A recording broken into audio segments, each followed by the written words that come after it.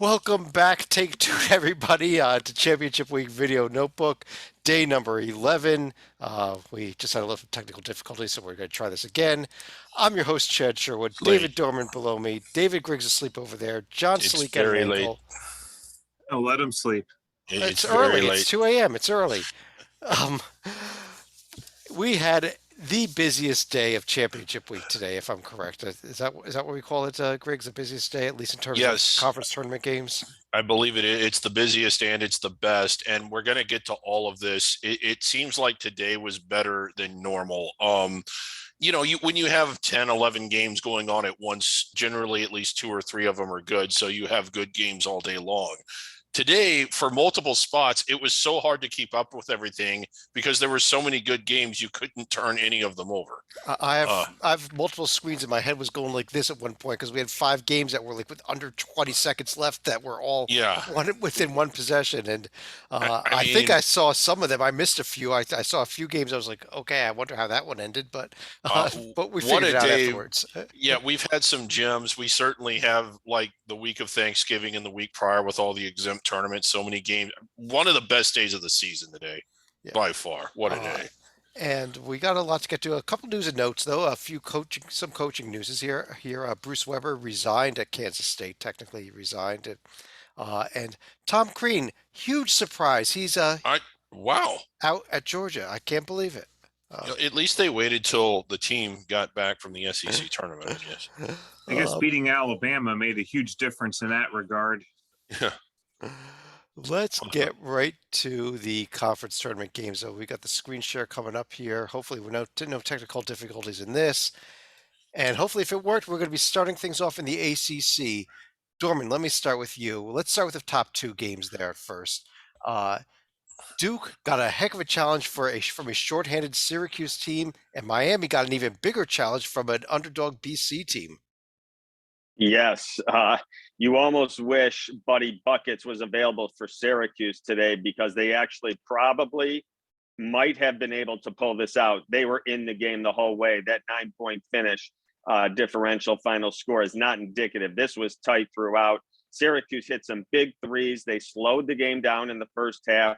Duke looked confused, out of sorts. Syracuse had momentum. The Brooklyn was rocking for the Orange. It was not to be. They couldn't buy a basket down the stretch. Duke took control, and Syracuse fell a little short. And I say I wish Buddy Boeheim was able to play because if he hits a few more threes, he might have been able to get him over the hump, but it was not to be for the Orange. Duke moves on. Miami had all they could handle from BC and then some. It took Miami off a rebound, off a outlet pass in overtime for a layup at the buzzer to beat BC.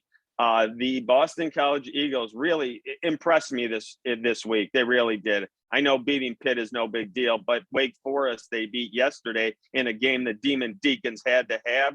Boston College showed up big, and they were great today again against Miami, falling a tiny bit short. Yeah, real good showing Yeah. by the Heights this week. Let's call them by their new name, the Heights. but Yeah. the Heights. Um, But yeah, it was Jordan Miller off for the Charlie Moore pass that layup to win the game today. Sorry, Griggs, go ahead. well, I was just going to say for 17 weeks, Boston College did not show up, but they did today and Uh, this week. So, Stalika, the late two games here. Virginia Tech kind of led the whole way against Notre Dame, and then North Carolina held Virginia to 13 points in the first half, an ACC tournament record low, and just rolling the Hoos there. Yeah, the Hoos are getting a taste of their own medicine right here against North Carolina and Virginia Tech. I don't think this win alone is going to put them in. It's certainly going to put them on the doorstep, and beating North Carolina, well, it would give them one more win from the real dance and removing all doubt. Yeah, Virginia Tech, North Carolina's a late game. Duke, Miami, the early game. A pair of very interesting semifinals tomorrow. And Griggs, let me pull Virginia Tech up here on this profile because there's a lot of talking heads out there that think this team is very close to being in now. And can you explain it to me, even with uh, this win today? well, why do I think people are talking like they're in? I think they're enamored with the net. I think it's a categorical reason. And I don't think they've told us, multiple committee members, and I believe them, that alone, there is no threshold that if you're in the 30s, you're in. Nothing else on this resume says that they're a tournament team. They do have a fairly decent win against Miami. That's it. Notre Dame, not particularly good on the road. Maryland, Clemson, not particularly good anywhere. I just don't see it. Well, Dorman, who do you think wins these two semifinals tomorrow? Miami has beaten Duke this year, if my memory serves me correctly. Oh, yeah. In They did. Cameron. Yeah. Yep. In In Cameron. Cameron on the road. Charlie Moore was sensational that night. So they know they can play with them. Confidence won't be a factor. I think Duke is too much down the stretch. I think the Blue Devils survive. I think Virginia Tech has some momentum going. I'm going to take a shot here. I like Ooh. the Hokies over the Tar Heels. Interesting. I don't. I like the Tar Heels. I think they really showed me something today, and I think they may be my pick to win this conference tournament to begin with, and I'm sticking with them. I think they're going to not only beat Tech but beat Duke in the finals. Yeah, if they win this conference tournament, I'm going to start liking their chances of getting in a little bit more. I wish we don't have a buzzer available tonight. That was one of our technical difficulties, but you are buzzed, Griggs. Stalika, it was Big East quarterfinal day. We saw Providence get a real tough test from Butler, and then Creighton. Real tough. Creighton actually showed me a ton in the way they kind of held Marquette at bay the whole way. Yeah, Creighton is continuing to show that even without Nemhard, they're able to, win somewhat consistently right here. I shouldn't say significantly because this wasn't exactly a blowout here. Now that they have a win against Marquette on a neutral floor, a sweep of UConn during the regular season, they're certainly showing they can win with their current roster configuration, and also give Providence credit for surviving against a Butler team that's proven to be pretty game this week, despite a very subpar regular season. Yeah, Butler had some flashes this season. They definitely had them this week, but Providence does eliminate the Bulldogs and their season. Dorman, the late games, Villanova at St. John's, and the Johnnies were up huge for this in this game for early on, and really could have won this thing. Last night I picked the Johnnies. I took a little heat on this podcast, and they were there. They had this shot, and then a few questionable calls down the stretch. But St. John's had the Garden rocking on their home floor. Villanova senior guard play. Gillespie came through in the end, got the ball to the right players. Villanova's defense shut him down. St. John's, though, was ready. They had every opportunity. Like you said, they were in the lead 7-8 points the entire first half. The other quarterfinal, it was UConn all over Seton Hall. 10 points doesn't even show what a blowout this was. Seton Hall just has not looked good this week. They barely survived Georgetown, and then looked not prepared and not great. And I love Kevin Willard. He's one of my favorite coaches, but UConn was all over him today. Griggs, what do you think about these two semifinals tomorrow? Providence versus Creighton, Villanova versus UConn. Yes, please. Okay. That's what I think of these two games. I mean, this is going to be a show. I kind of like Creighton. I think Providence has been flying very close to the flame now. To their credit, they've won just about everybody. They've done everything you can ask them to do, but based on extreme recency bias, which is how good Creighton looked today and how much Providence struggled, I'm going to go with the Jays. And in the other game, Nova, even though they struggled as well. I kind of like UConn here. I kind of like UConn to win 2 more games this week. So they very well could. Big 12.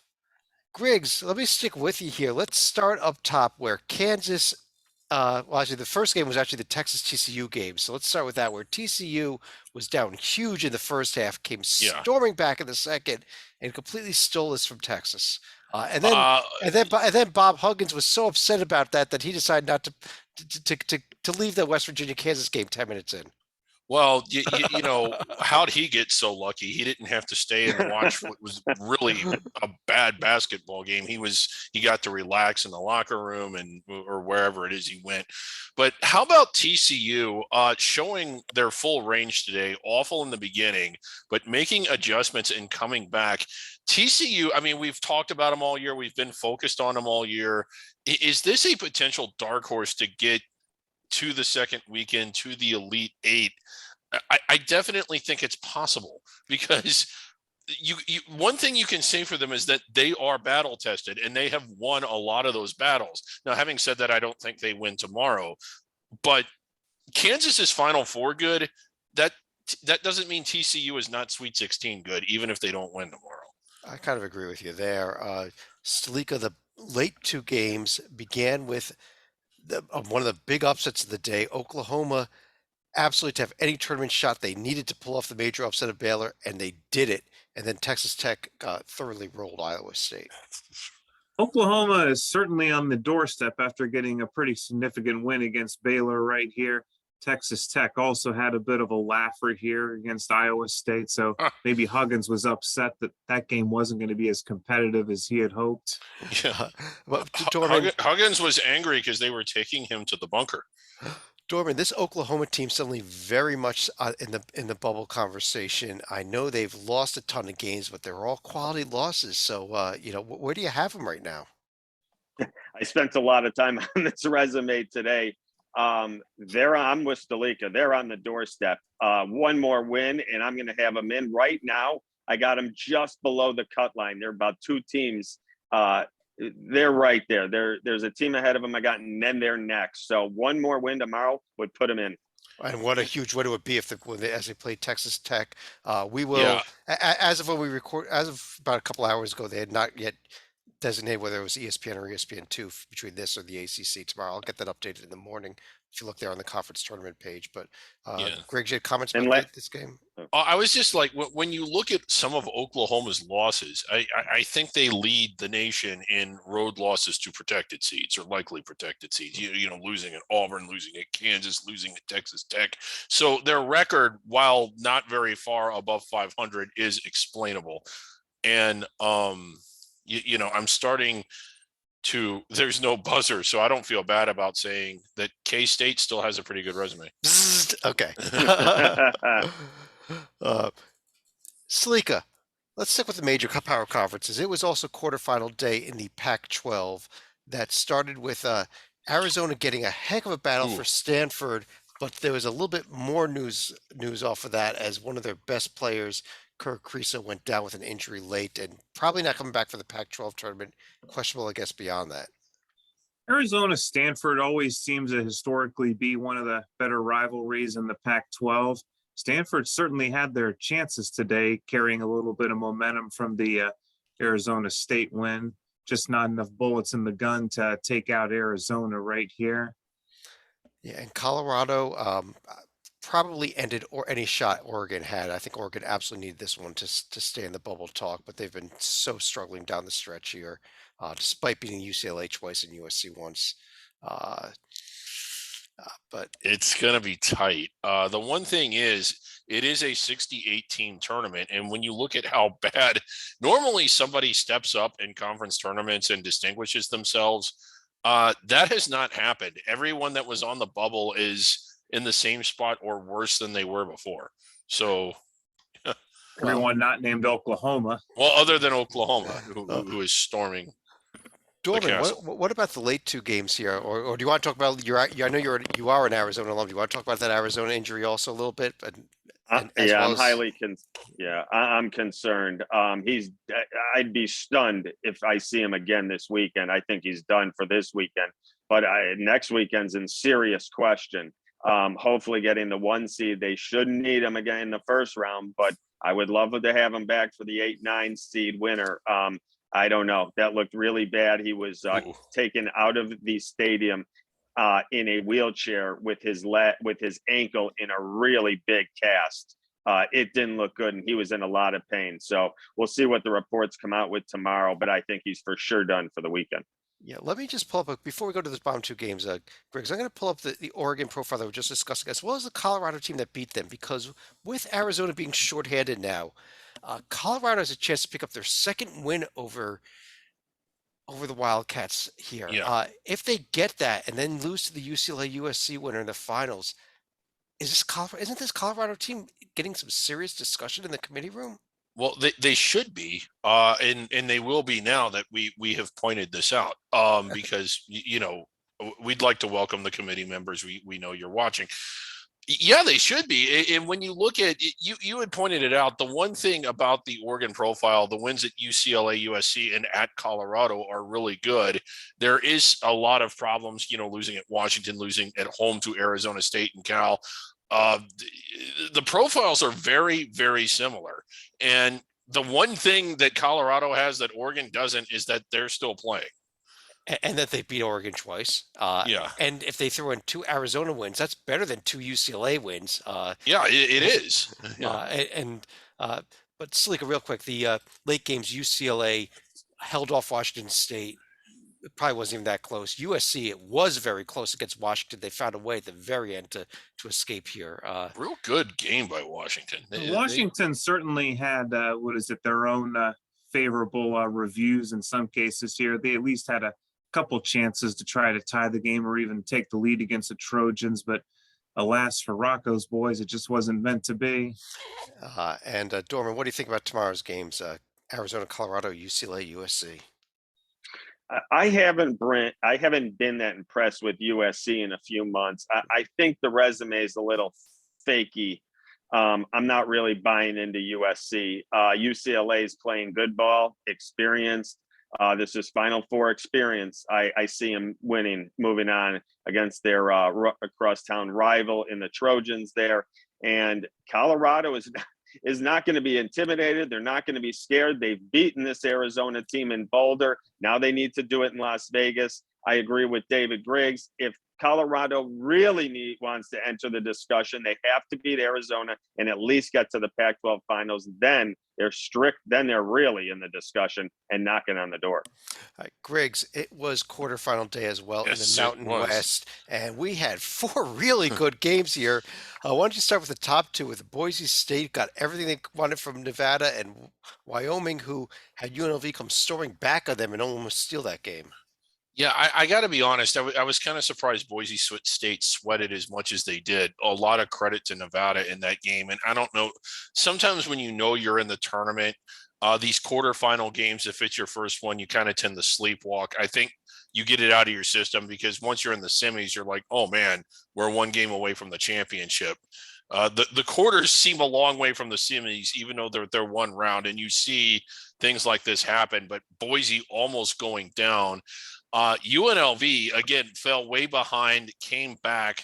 Wyoming holding on, and on paper, I think this is a really big win for Wyoming. We all had them in, but we all said that they were kind of hovering around the bubble. I know UNLV is not, really being considered for selection, and they're not really a team on the board, but this was still a virtual road win for Wyoming, and I think they've done enough, even if they don't beat Boise tomorrow. Yeah, with regard to that Boise State Nevada game, Nevada had a wide open three at the buzzer that could have won the game, and that missed. The Wyoming win came down to a Xavier DeSalle three late that gave them the lead. UNLV missed their shot, and this ended a 19-game losing streak by Wyoming against UNLV in the city of Las Vegas. That's remarkable. It's been years since Wyoming won at Vegas. So congrats to them. They move on. Dorman, the late games, Colorado State escaped, I would say, on the Chandler Jacobs layup at the buzzer, and San Diego State found some way to win this game at the very end. Points were at a premium in the San Diego State Fresno. Fresno controlled the game the first half.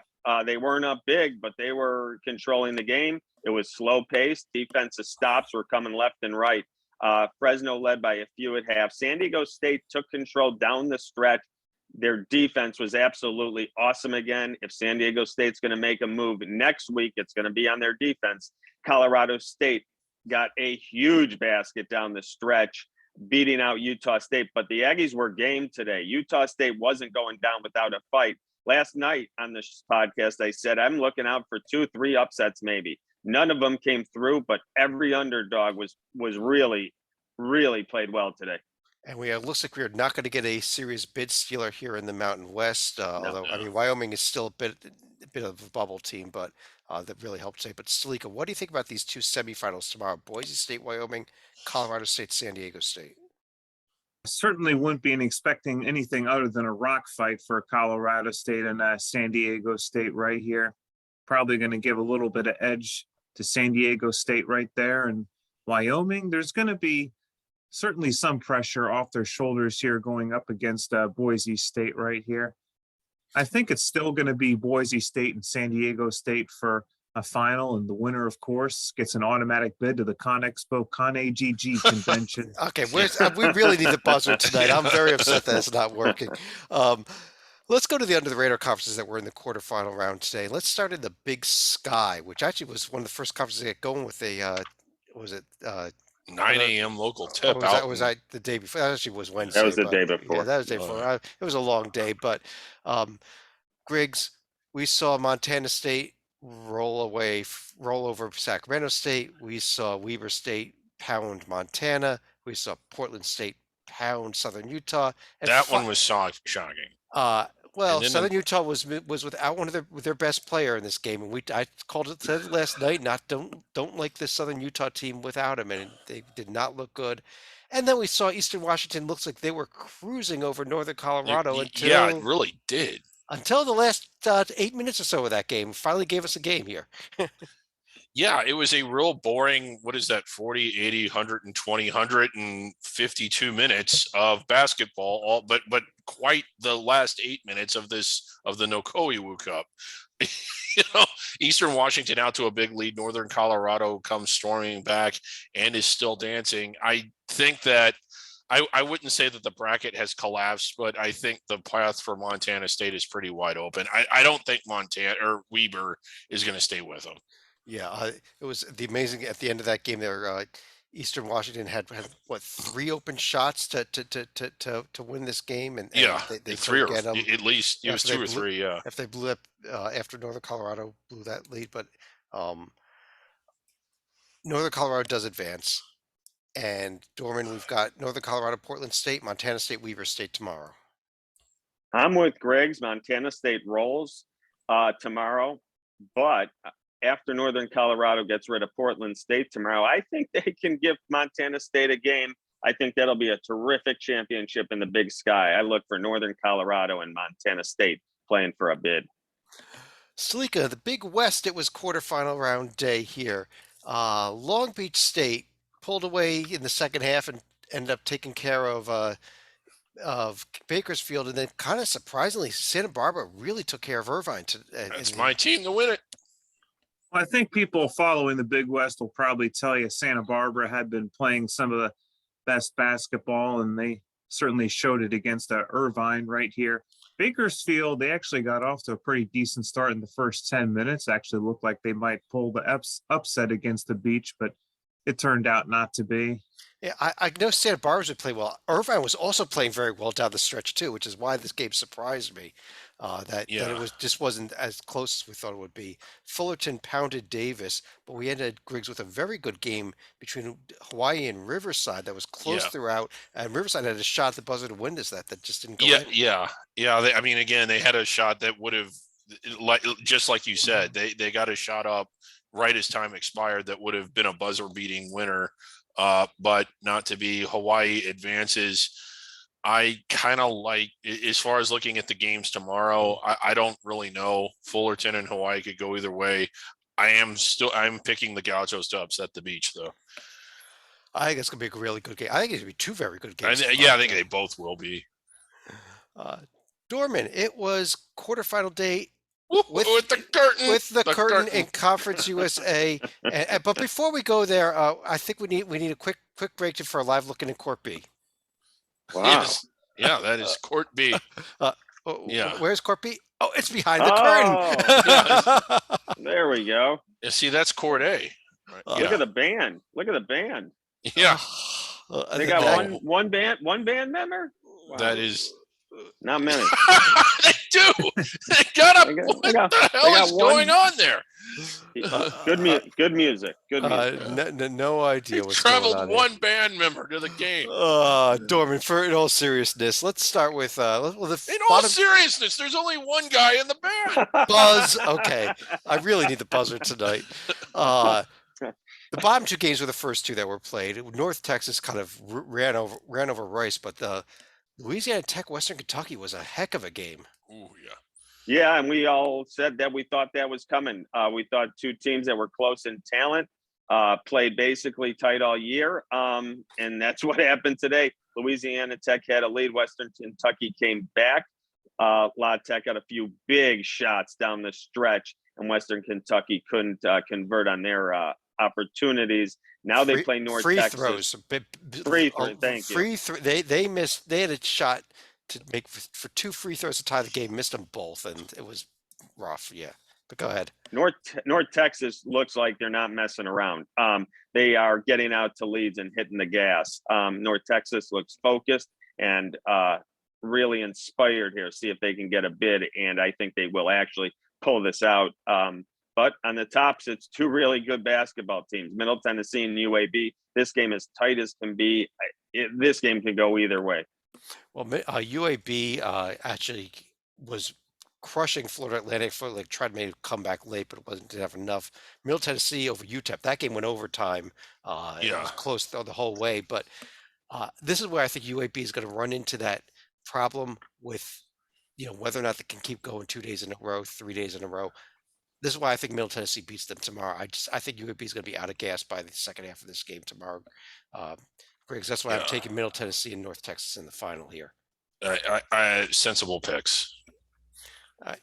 Salika, Metro Atlantic, we had the third and the fourth quarterfinals, and it began with one of the biggest upsets we've seen in terms of seeding. 11 seed Quinnipiac keeps things going, beats Siena, moves on to play St. Peter's in the second semifinal tomorrow night. So depending on whether you're St. Peter's or whether you're a Monmouth fan, I mean, the Red Sea could not be parted any wider than what they're getting right now here, thanks to Quinnipiac pulling off a pair of wins right here. The Siena win even more shocking than what they did against Marist the other day. Yeah, and Monmouth, Griggs did beat Niagara. That there was a missed three at the buzzer there by Niagara that could have tied the game, but Monmouth does move on. And according to the seeding, at least, we should have two blowouts tomorrow, Monmouth and St. Peter's. Yeah, we should. But I'm going to go with that. Two blowouts. Yeah, I would say the Quinnipiac, even though they're the 11th seed, I think they actually won 7 conference games this year. There was it's not like they were 0-20 in conference. I think they were 7-13. It just ended up being the 11th seed because everybody below Iona was so bunched up in this conference. But there are your semifinals over in the Mid-American. ESPN News with those games tomorrow. Yes, ESPN News, or you can stream it on ESPN Plus if you want. Yeah. Dorman, over in the Mid-American, it was quarterfinal round day. And we had some pretty good games here, actually, even though all 4 top seeds advanced. All 4 teams, held form, and that is going to bring 2 fantastic semis tomorrow. I really wanted to see this, especially the Kent State, Ohio. Ohio was in charge of this conference early on, and they were under our radar. They were in my top 10, at least a good chunk of the year. Kent State comes flashing on the scene late in the year and got really hot. I can't wait to watch this game tomorrow night. Yeah, Toledo, my God, did they get lucky? I mean, just pissing down their legs all this game, but held on to beat mighty Central Michigan. They looked really bad. Akron blew a big lead late against Buffalo. Buffalo had a shot at the buzzer to win that one. That didn't go in. Salika, what do you think, though, about this Toledo-Akron game and the Ohio-Kent State? Kent State now 13 wins in a row heading into this game. Kent State is certainly going to be the hottest team coming in right here. But if you're an OU fan, especially if you're Jason Carter, the one-time Bobcat turned Musketeer turned Bobcat again, he had 20 points and 18 rebounds against Ball State right here. And unlike his Musketeers, he'll actually have a chance for at least a chance at a conference title right here. But I think it's probably going to be Akron, Kent State, Wagon Wheel Part 3. Ooh, nice call. Yeah. Nice little rivalry there. So anyway, it's an all Ohio semifinal, and it's going to be great. Part of a really exciting quadruple header, maybe more. There are games before that on CBS Sports Network. It'll be a sextuple header on CBS Sports Network. All right, yeah. You'll be seeing the Conference USA early, followed by the Mid-American, followed by the Mountain West. If you just watch nothing but CBS Sports. But so if you're following Chad on Twitter, please no spoilers. Yes, yeah. Griggs, it was also the last two quarterfinals in the MEAC today. North Carolina Central kind of pulled away late to make it a fairly comfortable win over Eastern Shore, but the Morgan State South Carolina State was close all the way. Yeah. And again, Morgan State holding on to get that win. Kind of chalky here, but Howard going down. That's the one that kind of surprised me. I thought Howard might actually have a shot at winning. I picked Norfolk, but I thought Howard had been looking pretty good. I just think that this opens the door even wider for Norfolk. And finally, the MEAC gets their best team to the NCAA tournament, something they seem to do very infrequently. I don't think they're doing it this year. I think Morgan State's going to upset Norfolk tomorrow. And I do think NC. Actually, I wouldn't be surprised if we saw Morgan State and Coppin State in the final here. That's Coppin State really impressed me with what they did against Howard the other night. Had the day off to rest. The Fighting Juan Dixon's there. I could see it happening. Let's see. Let's keep going here though. Dorman, Southland Conference. We had Corpus Christi and New Orleans. Corpus Christi kind of rolled. New Orleans was down big actually and came back to beat McNeese though. Yeah, looked like they were dead in the water and they came flying back in the second half. Great effort. And they do move on to play now Southeastern Louisiana, who we have yet to see because the top two seeds in this conference are buyed through the semifinals. So Nicholls State in Southeast Louisiana will start their tournament in the Southland tournament tomorrow night in the semis. Sometimes I think it's a disadvantage. I don't mind having a team that's been on the court, gotten their feel for the buildings, usually a different type of setting. And I think I did pick Nicholls in this tournament. We'll see how that looks tomorrow. But I think both underdogs are live. I agree with you. It was also we had the third and the fourth quarterfinals in the SWAC, and let's start with the bottom game there, which is actually the first one played, the Southern Grambling game. Sean Woods, the head coach at Southern, did an absolutely amazing thing here. Southern was down 2 points with about 10-15 seconds left in the game. They just got a rebound, and one of the players for Grambling had fallen down, and he was down on the court. It was a 5-on-4 advantage coming down the court. You know, in hockey, that's a power play. What does Sean Woods do? He calls timeout to set up a play. The play they set up, though, was let's garbage. be fair, it didn't work. He calls timeout when you have a 5-on-4 advantage and you're going to be able to get an open shot in order to set up a bad play. Grambling won, and I'm glad they won because Southern deserved it for the way Sean Woods coached that game.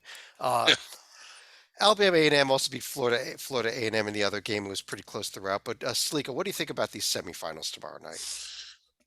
This is tomorrow afternoon and tomorrow night. It still historically is going to feel like Texas Southern is going to be the top overall seed, despite Alcorn State actually getting the number one this year right here. Alabama A&M, I know they always haven't had chances to get to the championship game because of APR issues in the past. This is not one of those years, and I think A&M and Texas Southern are going to end up moving on to the title game. You're not going with Alcorn State, okay? Yeah, hell of a quarterfinal game. All games settled by 5 points or less. There, in case you're stipulating or speculating on Twitter, no, that is not a record. There was one conference tournament that was amazing. Every game settled by 2 points or less. Yeah, the 2011 Great West Tournament. Every game the best conference tournament. One of the game went 3 points, but the championship game went overtime. Every other game was 2 points or 1 point finish.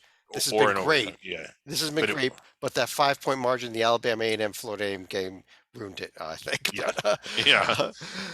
Dorman, the WAC, we had a pair of, I guess it'd be technically quarterfinal round games where Abilene Christian surprisingly just kind of rolled Stephen F. Austin in Yeah. the late game, but Grand Canyon Sam Houston was a good game all the way through. Yes, it was nip and tuck the whole way. Grand Canyon pulls it out in the end.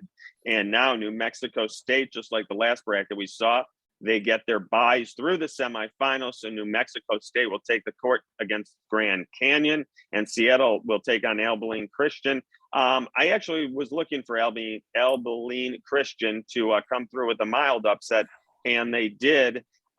Seattle has actually impressed me at most of the year. I didn't think they were going to be that good this year, and I was dead wrong. Seattle's really looked like a solid squad this year.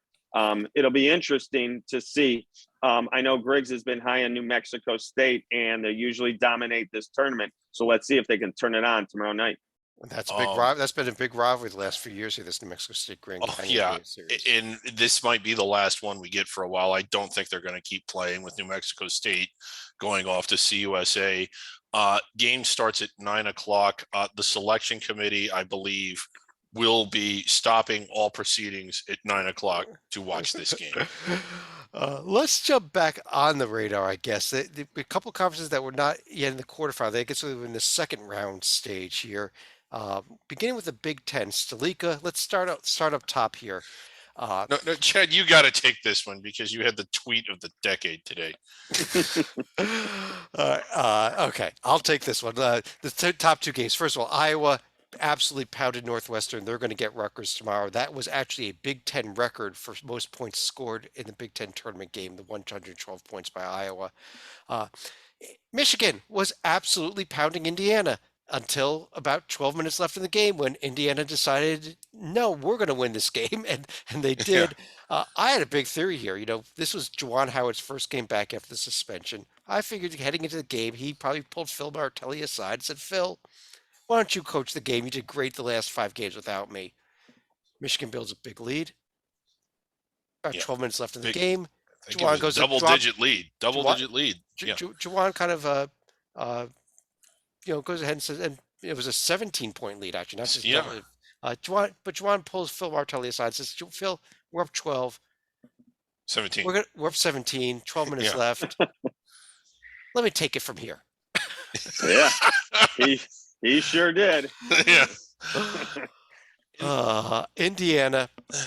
That is the best hypothesis I've ever heard. Indiana absolutely keeps their tournament hopes alive. Michigan, most people still think they're in no matter what. But now we've got Illinois, Indiana, Rutgers, Iowa tomorrow in the early top games. Sleek, I was going to you. Why don't you talk about the bottom games then? Michigan State over Maryland and the huge upset in the Big Ten with Penn State knocking off Ohio State. Michigan State and Maryland felt kind of like a continuation of the regular season finale for both teams. Maryland certainly had their shots, even though it looked like they were going to get blown out of the water. They did make a bit of a comeback, but too little, too late against Sparty and Ohio State, for that matter. Starting to wonder if injuries are starting to come up for the Buckeyes at the wrong time and fell victim to the upset bug against the Penn State team that, after getting humiliated against Nebraska about a week ago, they've probably played some of their best basketball, even in a loss at Rutgers, but at least got the wins against Minnesota and now Ohio State. Dorman, what do you think about these 4 games tomorrow, especially Indiana? Rutgers definitely could use another win to solidify tournament chances, and Penn State still alive down there. Big Ten always has, this upstart dark horse come from nowhere. This year it's Penn State. I think it ends tomorrow. I think Purdue finds their way, and with that home crowd in Indianapolis back behind them, knocks Penn State out. But Penn State has actually looked good this week and done a nice job moving up. A lot of people I'm hearing, Rutgers needs to win. Rutgers, I'm not one of them. I know I'm alone on this. I think Rutgers in. Rutgers is in. Agree with that. They got solid wins up and down. I think Iowa's red hot, maybe as hot as any team in the country coming into the game. I do not believe Rutgers needs to win the game. Illinois, Indiana, big one. Indiana probably does need this one. They are really tight. They are right on the cut line. They could use it. Obviously, huge win. If they don't, I still think they have a good chance to get in, but they would feel a lot better if they're in the semis on Saturday. What about the Wisconsin-Michigan State game? Any thoughts on that one? I'm interested to see. Davis is claiming he's healthy, so we're going to get to see if he is. If he is, I think Wisco. There's just Sparty doesn't look like Sparty. That tough, rebounding, defensive mentality just doesn't seem to be there. If Wisconsin's healthy, I think the Badgers move on. Griggs, it was also second round day in the SEC. Let's spend a few moments here first on that very first game we saw, which was Texas A&M Florida. Everyone was talking going into this game that this was probably an elimination game. The loser probably no shot. The winner does have a shot. Texas A&M does get the overtime win. Hassan Diarra with a game-winning three for them at the end of overtime there. Moves on to play Auburn. What do you think about this game and A&M's tournament chances now?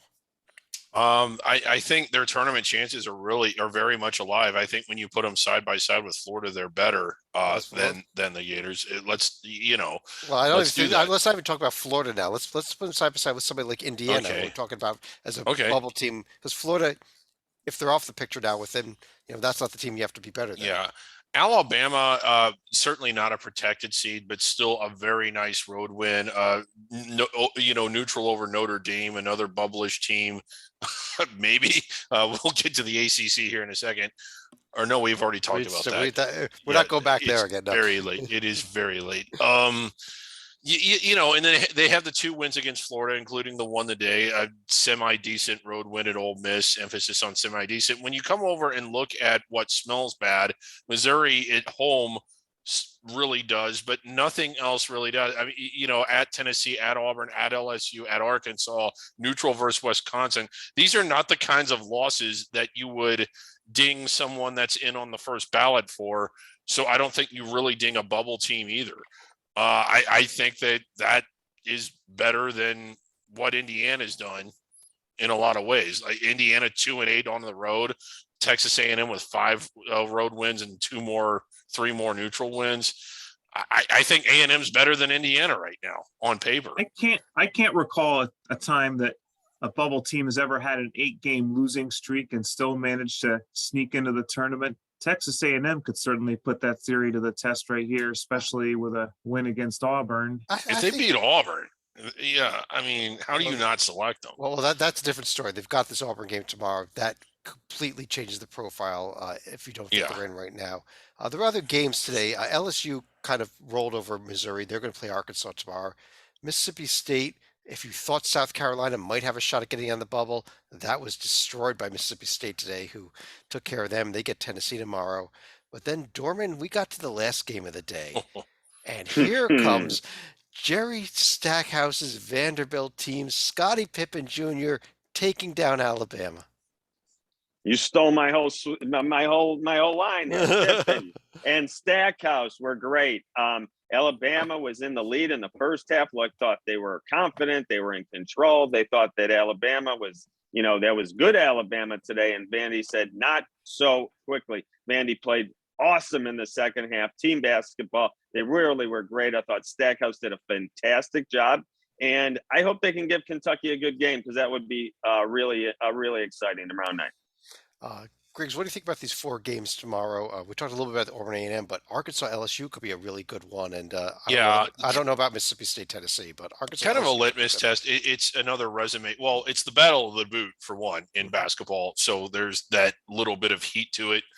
And I think it's a resume building opportunity. I think Arkansas is probably ahead of LSU right now, but LSU with a chance to build on it. Tennessee and Mississippi State, I don't really think much at all about it, although Mississippi State did look really impressive today. I think Tennessee and Kentucky walk into the semifinals. Okay, let's go on here. It was second round day in the Atlantic 10. Fordham knocks off George Mason. What and a look run. at this. They have made their quarterfinals in a conference tournament for the first time in 15 years. Now, most conferences, you started the quarterfinals. They had not made the quarterfinals for 15 years. Congrats for them. They knock off George Mason. They advance. They'll play Davidson tomorrow.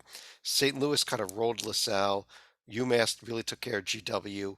Richmond was down big against Rhode Down Island, came big, storming came back. back and win. And how Stalika, about these? Yeah, these games tomorrow. Yeah, I'm anxious to hear this. Let's get this. Stalika, what do you think about these? USA Cartoon Express. Here we go. Where's There's our no buzzer? buzzer. No buzzer. Stalika, No games Barbera, tomorrow. Cartoon Express. Griggs. Because we all know it's the Game Show Network. But hard to believe, I've been in person to Fordham's only semifinal game in the A10 tournament. That was against Xavier way back in 2006. I think it's going to be asking a lot for the Rams to get past Davidson here, although stranger things have happened in the Atlantic 10 tournament.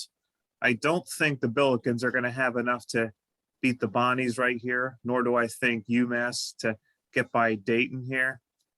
Richmond, they could pull the upset against VCU. I don't see that happening. Yeah, that's a huge rivalry. But real quick, Grace, because we got to get to the last conference. And get going. Yeah, I know. The tournament that Stalika is referring to, I believe he and I were there at the same time, and it was delayed. He mentioned strange things happening because a bird flew into a ceiling fan. Yes. Okay. Let's go over to the American. Well, it was setting an illegal screen against John Chaney's Temple team. We already switched conferences, Stalika. Dorman, American. It was first round day. Last conference we got to get to today.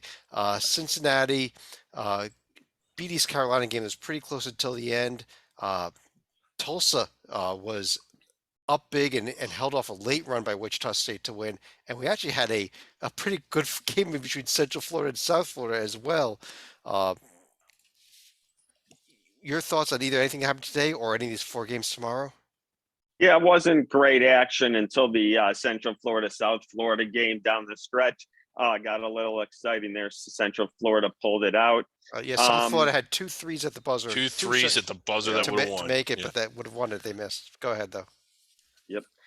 Memphis, some believe they're on the bubble. Some believe they're kind of safe. I believe they're on the bubble. They really can't afford bad losses. Central Florida would qualify as a bad loss. I look for SMU to beat Tulsa, setting up an awesome showdown in the semis with Memphis and SMU. Houston, Cincinnati looks not great to me. They were playing better. Wes Miller had them playing decent in the middle, early season. Haven't looked the same since. Temple, Tulane, toss up. I like the way Tulane's been playing as of late. And like David said, the program's really on an upswing. Hopefully we'll get a good game there and maybe Tulane will pull it up. Yeah, it'd be nice if we get this SMU Memphis semifinal. Yeah, that would be good. It could be a good game, but we'll see if we get an upset before then. But let's move over to our survival board here. This is a tool we make for the NCAA Tournament Selection Committee. Yes. Griggs, what we do here is we color code teams, all the teams that are out there are different colors here. If you are blue and all caps and bold like Jacksonville State, that means you've clinched an automatic bid. Yes. So if a committee member is wondering, should we take Jacksonville State? This board tells them they have to. It's automatic. Well, we also have teams of regular print that are blue, like Providence. If they're thinking, should we take Providence? It tells them they pretty much have to. Okay, like it's not automatic, but it's automatic. No, they're in. They're blue. Yeah, they're blue. They're in. Okay. So yeah. Okay, so if you're thinking about a team like, say Fordham, they're in black type, regular type. Yeah, that's a team that you only take if they win the automatic bid. But you notice they're not crossed out yet. They're not crossed out, so they're still playing. Yeah. So you still have to pay attention to them in case they are selected. Right. So what if you're a fan of Bellarmine and have forgotten that they're a transitional team? What do we do since they're crossed out? Well, see, they're crossed out. They're crossed out. You know, think about it. Now, if they're a team that's in green, like let's say Oklahoma or Xavier, that's a team that they should be debating, correct? Yeah, that's a team that they need to discuss. And like, we can't do everything for them. We have an obligation to the committee. We have an obligation to the public. We take that obligation very, very seriously. And some people are questioning that. Yeah. Some people are questioning that. You know, the committee, they're like, this is just something you guys do. The committee doesn't look at it. And I finally got fed up and I sent an email to the NCAA selection committee. You can say there, hello, selection committee viewer, committee members. Yeah, our viewers and listeners are starting to doubt us when we say that the Hoops H2 Survival Board is utilized by the selection committee. It is a tremendous resource. It tells the committee what they need to be doing. And the reason we do it is because we know the committee is looking at it. We've asked the selection committee if the selection committee room where they meet had internet in it, and you said that it did. That means they can access the survival board, does it not? I mean, that's just common sense. I felt silly even sending this.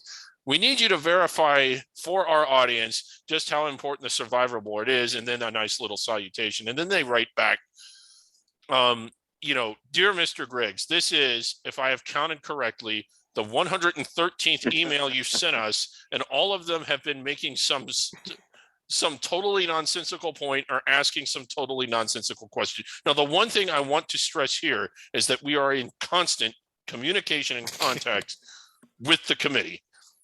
You know, of course, the committee room has internet access. I mean, you know, again, now they're kind of starting to get annoyed that we would ask such a basic question. It's a hotel. All hotels have internet access. I can't believe I'm needing to explain that the room has internet access. But your survival board has nothing to do. And then it got cut off. I don't know Yeah.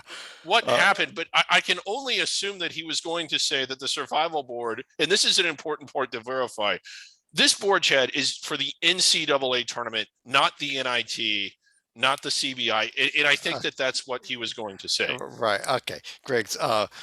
This was our board, and thankfully, it really looks like as we scroll down here that our board has not been hacked this week. Tonight, we've had Carver Bible hacking the board all week. Looks like it didn't happen, so that's good. Maybe they lost internet. Maybe they did. Heading into the date, though, we had 172 teams remaining. Right now, we should have that drum roll. We don't.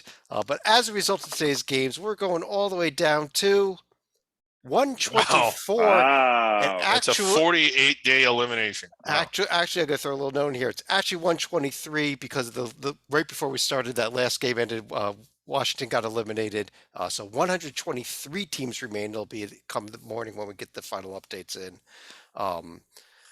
Big jump here, and another big jump tomorrow.